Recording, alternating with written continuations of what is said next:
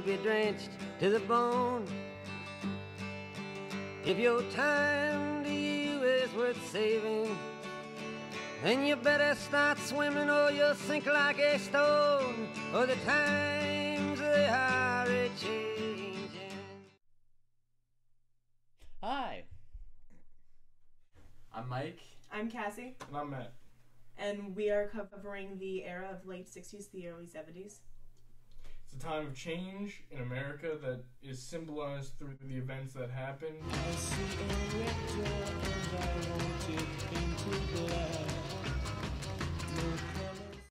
Vietnam was a military conflict as a result of the Cold War. It was between Communist North Vietnam and its supporters and South Vietnam and other anti-communist forces such as the U.S. The Viet Cong was a major part of the conflict. They used guerrilla warfare and their knowledge of the terrain to fight South Vietnamese and U.S. forces. In order to fight the Viet Cong, the U.S. relied on massive air superiority and bombing runs to cut off their supply and support their ground units. One of the major bombing campaigns was called Rolling Thunder, which was initiated in 1965. The whole purpose for U.S. being involved with the whole Vietnam conflict was the idea of preventing communism from spreading. As the war continued, the support of the U.S. involvement in Vietnam was gradually deteriorating, and eventually the protests and riots ensued. So Miley was a conflict in Vietnam where we see a platoon of U.S. soldiers, a unit of U.S. soldiers, conducting pretty much executions on several hundred Vietnamese civilians. And while the reasons for this, whether it was ordered or whether it was a lapse in judgment, while the reasoning was never really discovered, it was kept secret from the American public for around a year until they finally discovered it in 1969. And when this was discovered, it was met with huge public outrage. It caused people to begin to reevaluate how they felt about the war, between the casualties of their own sons and brothers and fathers being killed and the casualties of the civilians. It led many to protest. It was also during this time that the draft was in full swing, and so we see people being forced to go to war where they didn't want to go to war. And we see dissidents with this, where people try to run to Canada or they try to dodge the draft. And a famous protest, people burn their draft cards to kind of say that we don't agree with this. Our era is laden with rethinking of American values. In particular, there are many, many, many protests that occur. Some very good and some very bad. In 1969, we see several protests in particular. We see the moratorium, which was held in order to end Vietnam. Now, this was held on October 15th in 1969, the original one. And this was kind of a gathering of students and intellectuals and anyone who really wanted to oppose the war, and they marched together to show their support.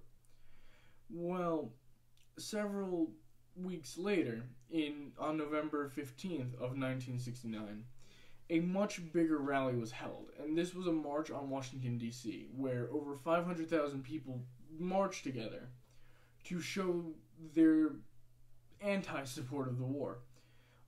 Every person who marched would take a name of someone who died in the war, and as they approached the White House, each one would call out the name of that soldier that they had lost in the war.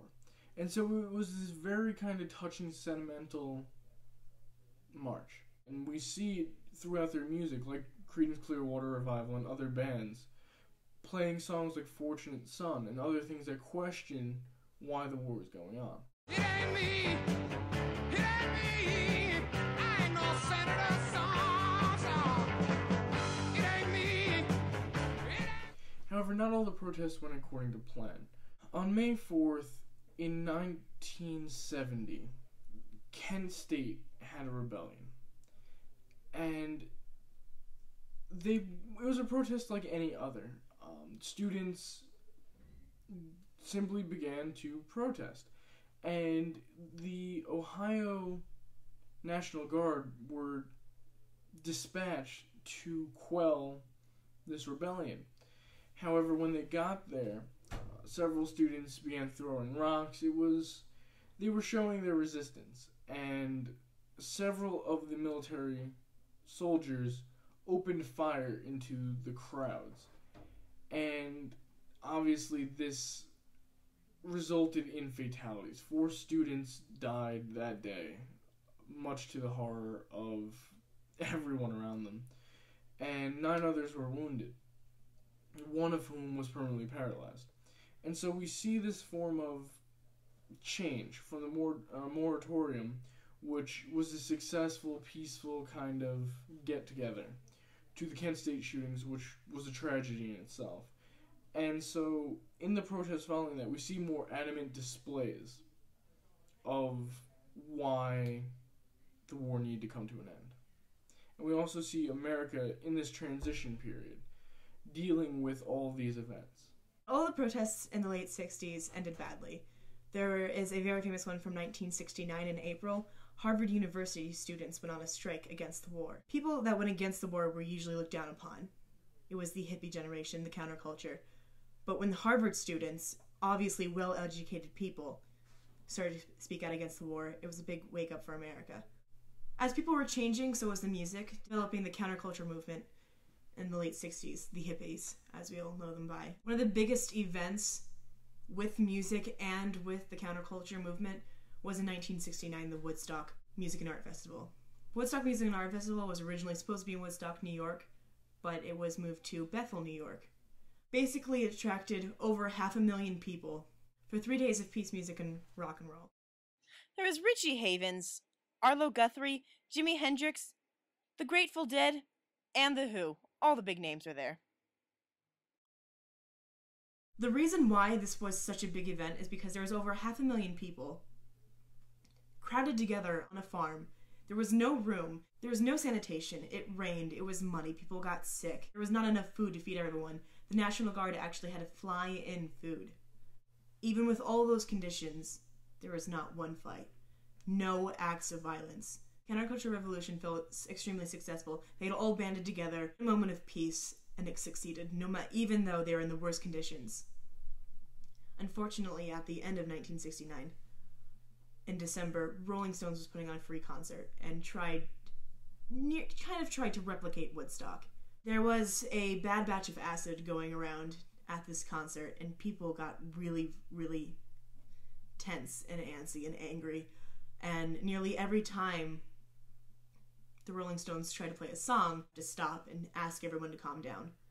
Another thing about that, though, was because it was a free concert, they needed security. They used the Hells Angels, a motorcycle gang. People were rioting, and the Rolling Stones, they were trying to keep playing, and it wasn't working. And in the middle of it, there was a black man who was with a young white girl. And the Hells Angels kind of surrounded him, and he pulled out a gun and aimed towards the stage. The Hells Angels then grabbed him and stabbed him, and he died there. With a lot of people had no idea what was going on. Because of that failure, the excitement over Woodstock was then drowned out by the unfortunate events at Altamont. You have Stonewall, you have the Vietnam War, the protests, the moon landing. All of these things come together to culminate in a change of spirit for America. The pictures that I play of changes, green leaves of summer turn red in the fall, to brown and to yellow they fade, and then they have to die, trapped within the circle